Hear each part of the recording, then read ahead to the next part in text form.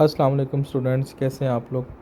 अच्छा बच्चों, जैसे कि आपको पता है कि चैप्टर 12 हमने स्टार्ट किया हुआ है। ठीक है, तो चैप्टर 12 का हमने वाइल लूप भी पढ़ लिया था, डू वाइल लूप भी पढ़ लिया था। तो आज हमने डिस्कस करना है फोर लूप को। ठीक है।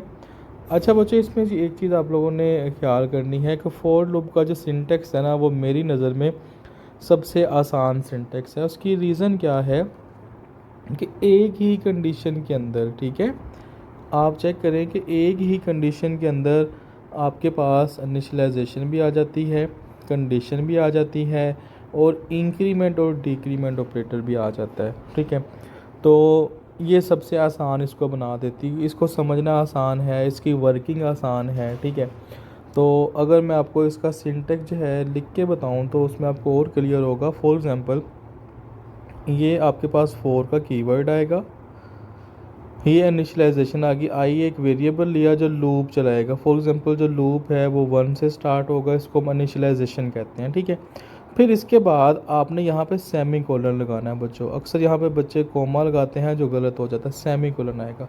सेमी कोलन के बाद इनिशियलाइजेशन के बाद आपके पास आएगा, आपके पास कंडीशन आएगी आई लेस देन इक्वल टू, जहाँ तक भी आपने लूप को एग्जीक्यूट करना है। फॉर एग्जांपल, मैंने काउंटिंग प्रिंट करवानी है 1 से लेकर 10 तक, तो मैं इसकी जो कंडीशन है वो 10 रख दूंगा, कि मतलब लूप तब तक चले जब तक 10 ना आ जाए। जैसे ही 11 आएगा कंडीशन फॉल्स हो जाएगी, मतलब जो 11 है वो लेस देन इक्वल टू 10 नहीं होगा, कंडीशन फॉल्स होगी। तो जब कंडीशन फॉल्स होगी तो आपका जो लूप है वो टर्मिनेट हो जाएगा। कंडीशन के बाद फिर आपके पास सेमीकोलन आता है, और फिर यहाँ पे इंक्रीमेंट और डिक्रीमेंट ऑपरेटर आता है। यहाँ पे मैं आई प्लस प्लस यूज़ करूँगा क्योंकि मुझे 1 का इंक्रीमेंट करना है। ठीक है, तो ये आपके पास फोर लूप का सिंटेक्स है। फिर आपने लूप की बॉडी बनानी है। लूप की बॉडी बनाने के लिए हम कर्ली ब्रेसेस यूज़ करते हैं। आपके पास स्टेटमेंट्स आ जाएंगे। फॉर एग्जांपल, मैंने ये प्रिंट करवाना था, काउंटिंग प्रिंट करवानी थी, तो मैंने लिखा प्रिंट एफ परसेंटेज डी, यहाँ पे मैंने बैक स्लैश एन यूज़ कर लिया न्यू लाइन के लिए, यहाँ पे क्या आ जाएगा, आई आ जाएगा। तो ये क्या कर देगा, हम मुझे यहाँ पे कोई इंक्रीमेंट देने की अलग से ज़रूरत नहीं है, इनिशियलाइजेशन ऊपर से अलग करने की ज़रूरत नहीं है। तो एक ही लाइन के अंदर मेरी लूप चल जाएगी, मतलब लूप मैं बना दूंगा और उसके अंदर, उसकी बॉडी के अंदर सेट ऑफ स्टेटमेंट्स आ जाएंगी, और वो स्टेटमेंट्स क्या हो जाएंगी, एग्जीक्यूट हो जाएंगी। ठीक है, तो ये है आपके पास फोर लूप। तो अगर हम इसके बात करें बच्चों इसके फ्लो चार्ट की, तो आप लोग फ्लो चार्ट देखें।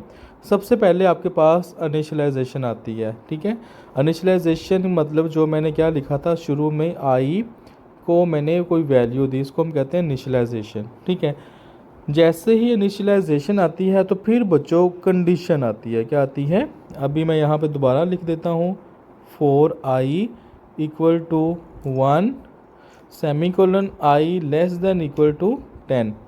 तो इसको हम क्या कहते हैं, कंडीशन कहते हैं। क्या कहते हैं, कंडीशन आती है। अगर कंडीशन ट्रू है, मतलब 1 छोटा है या बराबर है 10 के, कंडीशन ट्रू होगी। जब कंडीशन ट्रू होगी तो लूप की बॉडी एग्जीक्यूट होगी। अब लूप की बॉडी में मैंने ऊपर क्या रखा था, प्रिंट परसेंटेज मैंने आई रखा हुआ था। ठीक है, आई प्रिंट हो तो 1 क्या हो जाएगा बच्चों, प्रिंट हो जाएगा। ठीक है, फिर लूप की बॉडी एग्जीक्यूट होने के बाद बच्चों फिर इंक्रीमेंट होगा या डिक्रीमेंट होगा। फिर इंक्रीमेंट डिक्रीमेंट होने के बाद फिर लूप जो है, ये लूप तब तक चलता जाएगा, तब तक लूप चलता जाएगा जब तक ये जो कंडीशन है ये फॉल्स नहीं होती। जैसे ही कंडीशन फॉल्स होगी वो आपका लूप एग्ज़िट हो जाएगा, और आपका प्रोग्राम जो है वो कम्प्लीटली जो है वो रन हो जाएगा। ठीक है, नीचे उसने, तो ये इसका फ्लो चार्ट है। सबसे पहले इनिशियलाइजेशन, फिर कंडीशन, अगर कंडीशन ट्रू है तो लूप की बॉडी चलेगी, अदरवाइज़ आपका जो लूप है वहीं पे टर्मिनेट हो जाएगा। तो लूप की बॉडी चलने के बाद इंक्रीमेंट डिक्रीमेंट होगा। ठीक है, और इस तरह आपका लूप जो है वो कंप्लीट होगा रिक्वायर्ड कंडीशन तक। यहाँ पे अगर आप प्रोग्राम की बात करें तो उसने एक वेरिएबल लिया हुआ है n।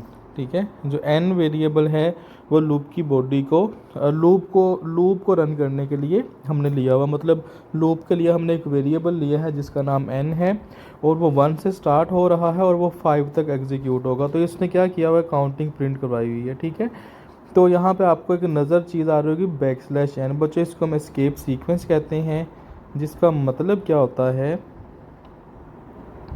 जिसका मतलब ये होता है कि जैसे ही 1 आए तो अगला जो 2 है वो न्यू लाइन पे आए।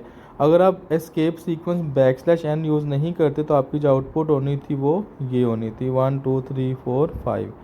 ठीक है, तो हमें आउटपुट को अच्छा बनाने के लिए, अपीयरेंस, आउटपुट के अपीयरेंस को चेंज करने के लिए हम एस्केप सीक्वेंस यूज़ करते हैं। हम _t भी यूज़ करते हैं स्पेस डालने के लिए इस तरह, और हम \n भी यूज़ करते हैं। ठीक है बच्चों, तो ये प्रोग्राम था। हम एक और प्रोग्राम की बात कर लेते हैं।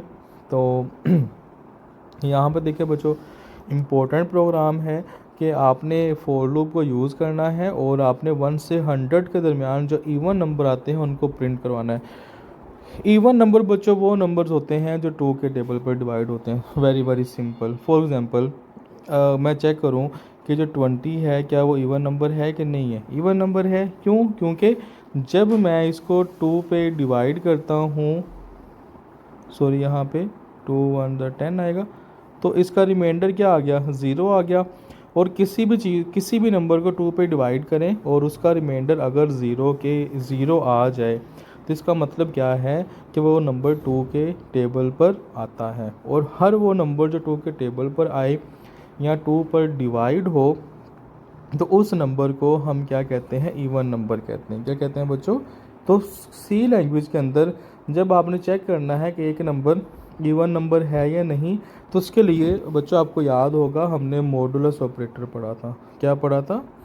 मॉडुलस ऑपरेटर, जो हम परसेंटेज साइन को यूज़ करते हैं। मॉडुलस ऑपरेटर सी लैंग्वेज में जो परसेंटेज का साइन है उसको हम मॉडुलस ऑपरेटर कहते हैं। और ये ऑपरेटर आपको रिमाइंडर फाइंड करने के लिए आप इस ऑपरेटर को यूज़ करते हैं। क्या फाइंड करने के लिए? रिमाइंडर फाइंड करने के लिए। ठीक है, तो वेरी सिंपल। आपने लूप चलाया, जो आपने लूप चलाने के लिए n लिया हुआ है वेरिएबल। आप इसको करने के अब 2 तरीके हैं बच्चों। एक चीज़ याद रखना, अगर मैं लिखता हूँ n प्लस प्लस, तो इसका मतलब क्या है कि हर दफ़ा एक एक वैल्यू का इंक्रीमेंट होगा। मतलब पहले 1 आया, फिर 2 आएगा, फिर 3 आएगा। अगर मैं क्या करता हूँ, अगर बच्चों मैं करता हूँ n प्लस इक्वल टू, तो इसका मतलब क्या है कि n के अंदर 2 का इंक्रीमेंट होगा। इनिशलाइजेशन इसकी 2 से स्टार्ट है, पहले 2 प्रिंट हो गया, फिर इसमें 2 ऐड होगा, फिर 4 प्रिंट होगा, फिर 2 ऐड होगा, फिर 6। तो इसको करने के 2 तरीके। एक तो ये तरीका कि आप इंक्रीमेंट ही 2 का कर दें और इसको इनिशलाइज भी 2 से करें। ठीक है, अब दूसरा तरीका क्या है कि अगर आपने इंक्रीमेंट 1 1 का करना है तो दूसरा तरीका ये है, हम एक कंडीशन बनाएंगे, इफ़ n मॉडुलस 2, मतलब जो आपके पास n के अंदर जो वैल्यू है उसको 2 पे डिवाइड करो, अगर उसका जो रिमाइंडर है वो 0 के इक्वल आता है तो बच्चों वो नंबर क्या होगा? इवन नंबर होगा। तो आप ये कंडीशन के साथ भी कर सकते हैं। जब आप प्रोग्राम करेंगे बच्चों तो इसी बुक के अंदर एक प्रोग्राम आएगा जिसमें आपको नज़र आएगा, जब इवन ऑड वाला प्रोग्राम करेंगे तो उसके अंदर यही कंडीशन यूज़ हुई होगी। ठीक है, तो आपको वो भी आइडिया हो जाएगा कि इसको हमने किस तरह इस्तेमाल करना है। ठीक है, सिंपल है कि n के अंदर अगर 2 पड़ा है उसको 2 पे डिवाइड करो, अगर उसका रिमाइंडर बराबर है इस 0 के तो वो क्या है? वो इवन नंबर है। अदरवाइज़ वो इवन नंबर नहीं है तो वो प्रिंट भी नहीं होगा। ठीक,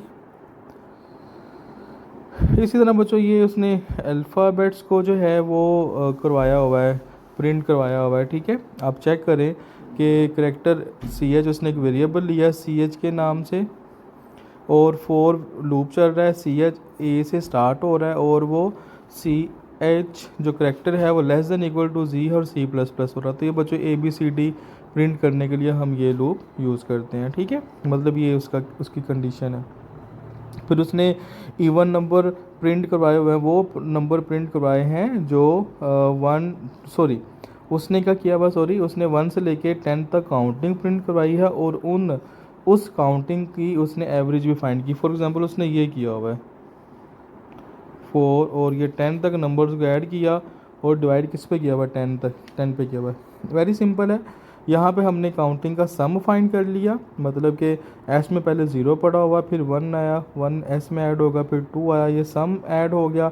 और उसी सम को जो यहाँ से आपके पास आएगा उसको 10 पे डिवाइड कर दिया और आपके पास क्या आ जाएगी, एवरेज आ जाएगी। ठीक है बच्चों, तो ये आपके प्रोग्राम है, आप इसको देख लीजिएगा।